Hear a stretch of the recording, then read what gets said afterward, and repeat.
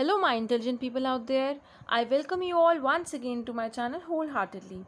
In this video, my focus is on three things. Number one, deduction under section 16. Number two, entertainment allowance. And number three, a full-fledged question on allowances. So let's get started. Deduction under section 16. जब हम एक step perform करते कि हमने gross salary की calculation कर ली है, उसके बाद हमें ये देखना है क्या सेक्शन 16 के तहत हमारे एसएससी को कोई डिडक्शन मिल सकती है। आई सेड मिल सकती है मीन्स ये सबको मिलेगी, ऐसा ज़रूरी नहीं है। तो आइए देखते हैं क्या है ये डिडक्शन। नंबर वन, सभी सैलरीड पर्सनस को उनकी ग्रॉस सैलरी में से 50,000 की डिडक्शन मिलती है। मैंने बोला सभी नौकरी पेशा लोगों को जब उन्होंने की ग्रॉस सैलरी कैलकुलेट हमने कर ली है, 50,000 उनकी सैलरी से काट दिए जाते हैं टैक्स निकालने से पहले। बिजनेसमैन की इनकम में से ऐसा कुछ नहीं होता है, ये सैलरी लोगों की इनकम में से हम स्टैंडर्ड डिडक्शन देते हैं। पहले ये 40,000 होता था, अब सरकार ने इसे 50,000 कर दिया है। सेकेंड डिडक्शन है जो कि हो सकती है सेक्शन 16(2) के तहत ओनली गवर्नमेंट एम्प्लॉयज़ को एंटरटेनमेंट अलाउंस की। ये वो अलाउंस है जो कि एंटरटेनमेंट पर्पसेस के लिए एक एम्प्लॉयर ने अपने एम्प्लॉय को दिया है, लेकिन हमारा जो क्वेश्चन में दिया हुआ है अगर वो गवर्नमेंट एम्प्लॉय है तो उसको मिलेगा एंटरटेनमेंट अलाउंस में से डिडक्शन भी मिलेगी, but only after calculating the whole gross salary. आप एग्जेम्पशन बाकी अलाउंसेस की तरह अलाउंस के वहीं पर ग्रॉस सैलरी निकालने से पहले नहीं देते हैं, वो होती है एग्जेम्पशन, बट ये है डिडक्शन। आप सारी ग्रॉस सैलरी निकालने के बाद आप एंटरटेनमेंट अलाउंस की डिडक्शन देते हैं। उस डिडक्शन को देने के लिए आपको एक वर्किंग नोट बनाना है। वर्किंग नोट की हेडिंग ये है calculation of entertainment allowance and minimum of the following will be exempted. वो क्या है तीन चीज़ें जिनमें से हमें सबसे छोटा ढूंढना है जितने की आपको एग्जेम्पशन मिलेगी। Number one, 5,000 rupees. ये सरकार ने फिक्स किया है कि किसी भी गवर्नमेंट एम्प्लॉय को 5,000 से ज़्यादा की डिडक्शन एंटरटेनमेंट अलाउंस के रिस्पेक्ट में नहीं मिल सकती। नंबर टू, उसकी सैलरी का 1/5 या कह सकते हैं 20% ऑफ बेसिक सैलरी। देन तीसरे नंबर पर आता है एक्चुअल एंटरटेनमेंट अलाउंस रिसीव्ड, कि उसे एंटरटेनमेंट अलाउंस अपने एम्प्लॉयर से मिला कितना है। इन तीनों में जो सबसे छोटा फिगर आप अपनी वर्किंग नोट में कैलकुलेट करके देख पाते हो उतने की उसे एग्जेम्पशन मिलेगी। मान लीजिए उसे एंटरटेनमेंट अलाउंस मिलता है 7,000, 5,000 सरकार ने एक लिमिट फिक्स कर रखी है और उसकी सैलरी अगर साल की है 6 लाख, तो बी पार्ट में आ जाएगा 6 लाख का 20%, 1,20,000। फिर मैं आपसे अगर पूछूं कि बताइए 5,000 छोटा कि 1,20,000 छोटा कि 7,000 छोटा, तो आप कहेंगे मैम 5,000 छोटा। तो आप 5,000 की डिडक्शन उस एम्प्लॉय को देंगे, लेकिन ये याद रखेंगे कि जब भी क्वेश्चन में एंटरटेनमेंट अलाउंस का जिक्र आए तो आपकी आईज अपने क्वेश्चन में फटाफट ढूंढेंगी क्या क्वेश्चन में जो एम्प्लॉय दिया हुआ है क्या ये गवर्नमेंट एम्प्लॉय है। अगर है तो पूरा क्वेश्चन परफॉर्म करने के बाद ग्रॉस सैलरी निकालने के बाद आप सेक्शन 16 के तहत डिडक्शन देना शुरू करेंगे। पहली तो सैलरीड पर्सन के लिए जो स्टैंडर्ड डिडक्शन फिक्स है वो दे देंगे 50,000। दूसरी डिडक्शन एंटरटेनमेंट अलाउंस की तब देंगे अगर आपका क्वेश्चन वाला एम्प्लॉय गवर्नमेंट एम्प्लॉय है, ओनली देन। इसके बेसिस पे मैं अभी आपको एक क्वेश्चन भी करके दिखाने वाली हूँ, तो आपको समझ बहुत आसानी से आ जाएगा। तीसरी डिडक्शन होती है प्रोफेशनल टैक्स अंडर सेक्शन 16(3). हमारे कॉन्स्टिट्यूशन ऑफ इंडिया ने स्टेट गवर्नमेंट और लोकल अथॉरिटीज़ को ये पावर दे रखी है that they can make law, कानून बना सकते हैं to collect taxes on professions, on trade, on callings, on employment. तो प्रोफेशन पे टैक्स हमारी सरकार कलेक्ट कर सकती है। तो अगर कोई एम्प्लॉय किसी प्रोफेशन से एसोसिएटेड है और वो प्रोफेशन टैक्स पे कर रहा है, अगर वो दे रहा है तो डेफिनेटली उसको उसकी डिडक्शन अपनी ग्रॉस सैलरी की कैलकुलेशन में से नीचे मिलेगी, उसको वो डिडक्शन मिलेगी। तो ये तीन डिडक्शन है जो कि मिल सकती है। पहली वाली डिडक्शन सिर्फ उनको मिलेगी जो सैलरीड पर्सन है, और उनको मिलेगी जिनकी ग्रॉस सैलरी 50,000 से ज़्यादा आ रही है। अगर उनकी ग्रॉस सैलरी 50,000 आ रही है तो भी पूरी डिडक्शन 50,000 मिल जाएगी और ज़ीरो विल बी टैक्सेबल। अगर उनकी सैलरी 30,000 साल की आ रही है, जो कि बहुत लेस केसेस में, रेयर केसेस में होगा, तो सिर्फ 30,000 की डिडक्शन मिलेगी। आप 30 में से 50 माइनस नहीं करेंगे। अगर किसी की साल की सैलरी की उसकी उसकी नई नई नौकरी मार्च के महीने में ही लगे, उसकी टोटल सैलरी ही एज अ फ्रेशर 10,000 है टोटल सैलरी, तो उसको डिडक्शन 10,000 की ही मिलेगी। एंटरटेनमेंट अलाउंस की डिडक्शन सिर्फ गवर्नमेंट एम्प्लॉयज़ को मिलती है और प्रोफेशनल टैक्स की डिडक्शन सिर्फ उनको मिलती है जिन्होंने प्रोफेशनल टैक्स दिया है, जिन्होंने दिया ही नहीं उनको कोई डिडक्शन नहीं मिलेगी। अब हम बात करें हैं एक बहुत इंपॉर्टेंट क्वेश्चन की जिसमें लगभग मेजर अलाउंसेस इंक्लूड किए जाएंगे, और अब तक मैंने आपको जितने अलाउंसेस सिखाए हैं उनकी ट्रीटमेंट एक ही जगह पर आ गई है। मैं ये नहीं कहूँगी कि सभी अलाउंसेस एक क्वेश्चन में मैंने कवर करने की कोशिश की है, बट येस मैंने मेजॉरिटी ऑफ अलाउंसेस कवर किए हैं। तो आइए देखते हैं, इसमें एंटरटेनमेंट अलाउंस का हमें डेफिनेटली ट्रीटमेंट सीखना है, तो आप पूरा क्वेश्चन ध्यान से समझिए। बेसिक सैलरी एक मिस्टर आर की है जिसने आपको फॉलोइंग इन्फॉर्मेशन सबमिट करी है फॉर द प्रीवियस ईयर 2020-21। उसकी बेसिक सैलरी है 15,000 पर मंथ, उसको डीए मिलता है 6,000 पर मंथ, बट सिर्फ 60% ही उसका सैलरी का हिस्सा माना जाता है for the purpose of calculation of any working notes या retirement benefits. Entertainment allowance 500 per month है। जैसे ही क्वेश्चन में मैंने पढ़ा entertainment allowance, then my eyes will look into the whole question, क्या ये आर गवर्नमेंट एम्प्लॉय है? अगर क्यों गवर्नमेंट एम्प्लॉय होता तो या यहाँ लिखा होता या एंटरटेनमेंट अलाउंस के बगल में लिखा होता या कहीं नीचे लिखा होता, बट इस क्वेश्चन में ऐसा कुछ भी नहीं है। तो इसको अलाउंस हम ग्रॉस सैलरी की कैलकुलेशन में तो इंक्लूड करेंगे क्योंकि इसकी कमाई तो है, बट इसको इसकी डिडक्शन नहीं मिलेगी क्योंकि ये गवर्नमेंट एम्प्लॉय नहीं है। HRA 6,000 per month. Actual rent paid for a house in Delhi 7,000 per month.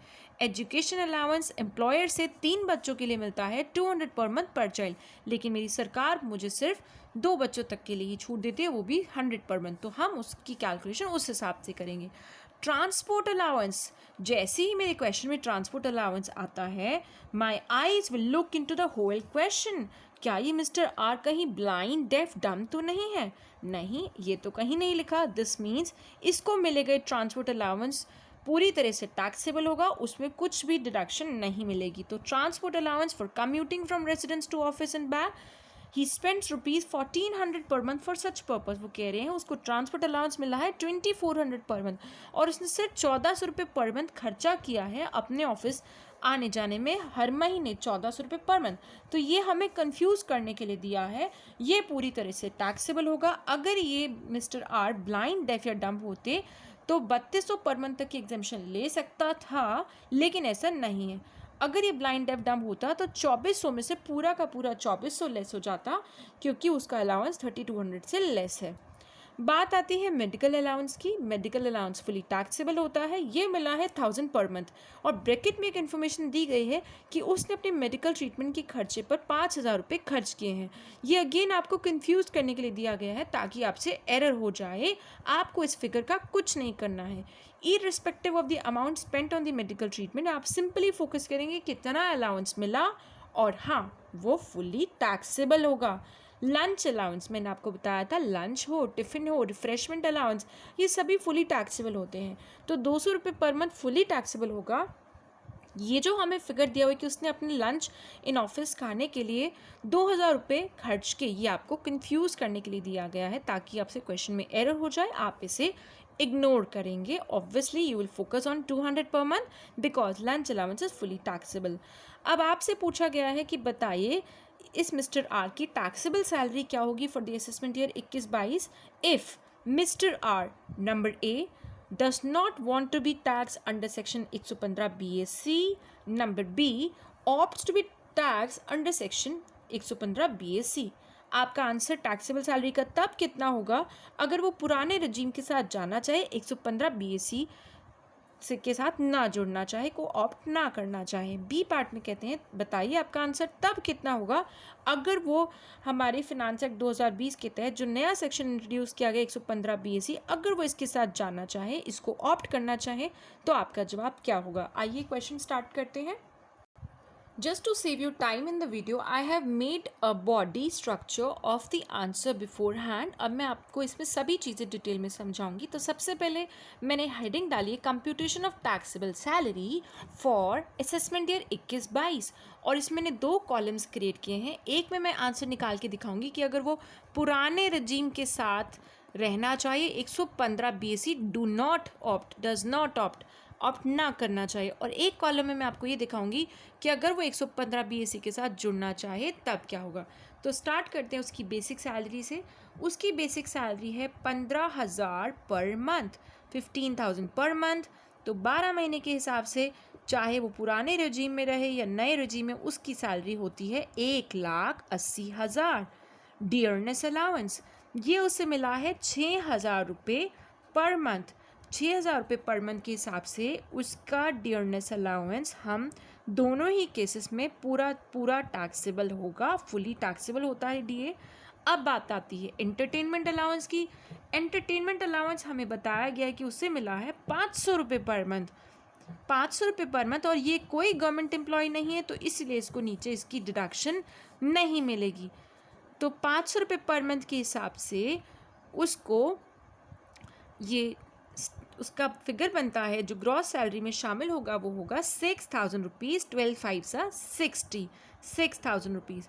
Education allowance उसको मिलता है 200 रुपये per month for 12 months for 3 children is equal to 7,200 in the inner column. और हमारी सरकार कहती है 100 रुपये पर मंथ की छूट देंगे, 2 बच्चों के लिए देंगे और 12 महीने के लिए देंगे। तो उसको 2,400 की छूट मिलेगी फॉर 115 BAC जो वो आप नहीं करना चाहता। तो उस केस में उसका 4,800 टैक्सेबल होगा।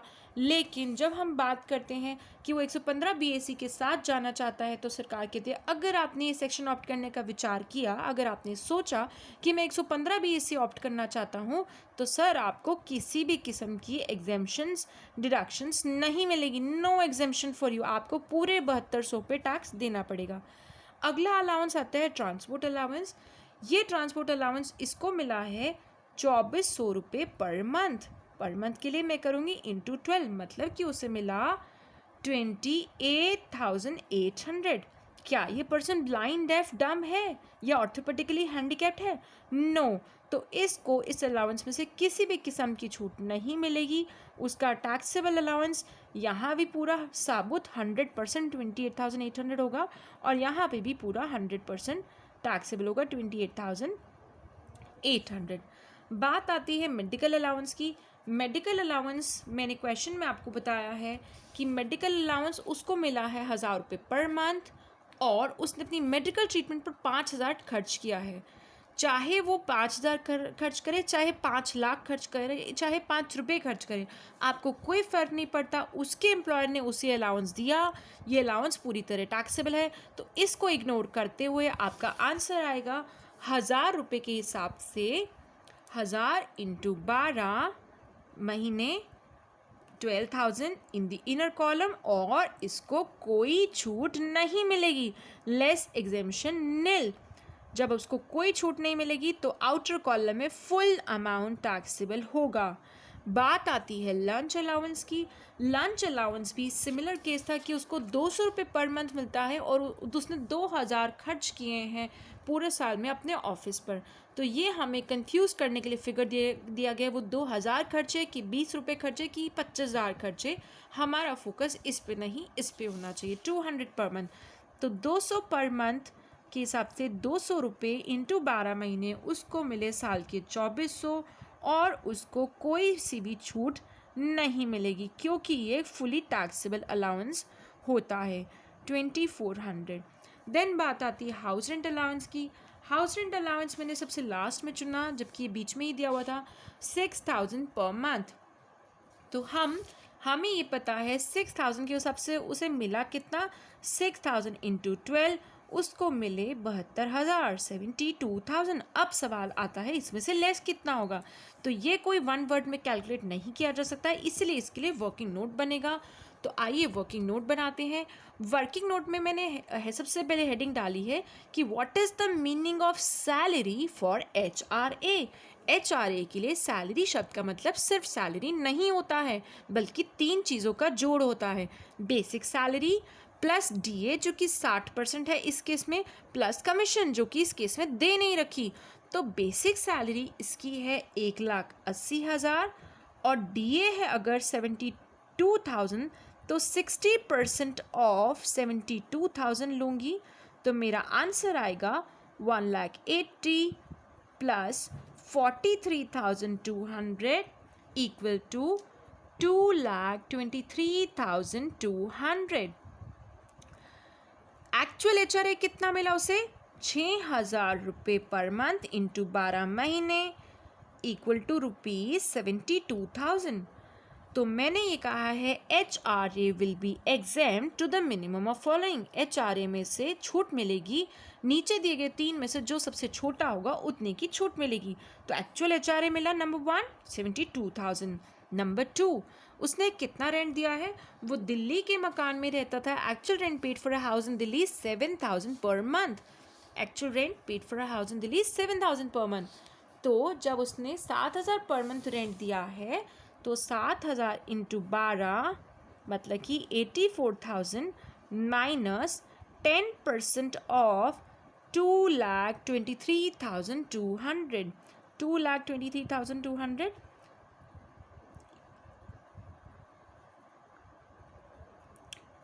Equal to 84,000 minus 22,320 equal to 61,680 rupees. And the last one is third part में क्या लिखा जाता है? क्योंकि ये दिल्ली में रहता है, दिल्ली मुंबई कोलकाता चेन्नई में हम लेते हैं 50% सैलरी का आधा, और बाकी सभी सिटीज़ और शहरों के लिए हम लेते हैं 40%। तो यहाँ पे तो ये दिल्ली है। 50/100 ऑफ 2,23,200 मतलब कि 1,11,600 rupees. Now I need to see 72 छोटा है कि 61,680 छोटा है कि 1,11,600 छोटा है। Obviously this is the smallest figure. तो उसको 61,680 की छूट अपने क्वेश्चन में ऊपर यहाँ पर मिलेगी।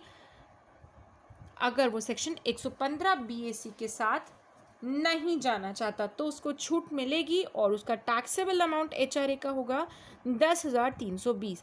लेकिन अगर वो सेक्शन 115 BAC ऑप्ट करना चाहता है, no deduction exemption for him, तो 72,000 पूरा का पूरा उस केस में टैक्सेबल होगा। तो gross salary, let me total it with the help of calculator. So I have found the gross salary here is 3,16,320 and here it is 3,80,400. तो नए वाले रजीम में उसकी सैलरी ज़्यादा आती है, पुराने वाले रजीम में उसकी सैलरी कम आती है. Once you have calculated the gross salary, अब अगला स्टेप होता है क्या कोई डिडक्शन मिलती है under section 16 to mister R? क्या आर को कोई डिडक्शन मिलेगी? बेसिकली सेक्शन 16 के तहत 3 ही डिडक्शन होती है. सैलरी स्टैंडर्ड डिडक्शन जो कि सभी सैलरीड पीपल को मिलती है 50,000. यहाँ पे तो उसे कोई डिडक्शन ये भी नहीं मिलेगी. देन आती है एंटरटेनमेंट अलाउंस के रिस्पेक्ट में डिडक्शन जो कि सिर्फ गवर्नमेंट एम्प्लॉयज़ को मिलती है और हमारा मिस्टर आर कोई गवर्नमेंट एम्प्लॉय नहीं है तो उसको कोई डिडक्शन नहीं मिलेगी. देन तीसरी डिडक्शन होती है प्रोफेशनल टैक्स अगर उसने दिया, जो कि हमारे केस में मिस्टर आर ने किसी किस्म का एम्प्लॉयमेंट टैक्स, प्रोफेशनल टैक्स भी नहीं दिया है. तो अब इसकी नेट सैलरी जिस पर इसे टैक्स देना होगा 50,000 लेस करने के बाद इसको टैक्स देना है 2,66,320 पर, और इस केस में इसे देना है 3,80,400 पर tax. So that's it. That's how you will perform the question when so many allowances are there included in entertainment allowance. को याद रखना कि entertainment allowance को पहले एक बार ऊपर क्वेश्चन की ग्रॉस सैलरी की कैलकुलेशन में शामिल किया जाता है और अगर वो आपका गवर्नमेंट एम्प्लॉय है तो नीचे उसे लेस किया जाता है. सो लेस करने के लिए भी कितना लेस होगा उसके लिए वर्किंग नोट बनेगा जो कि मैंने आपको समझाया है. How that will be calculated by the minimum of following this 5,000, 20% of salary और कितना एंटरटेनमेंट अलाउंस मिला. इन तीनों में जो छोटा होता है उतने की छूट एक गवर्नमेंट एम्प्लॉय को अपने एंटरटेनमेंट अलाउंस में नीचे से डिडक्शन के फॉर्म में यहाँ पर मिल जाती है. So that's it. Stay connected with me, keep watching the channel and stay tuned. My next video will be on perquisites, and I'll be talking about so many perquisites in detail: motor car, rent-free accommodation, and all the perquisites. So please watch out for the next videos and stay connected. Thanks for watching. Bye bye.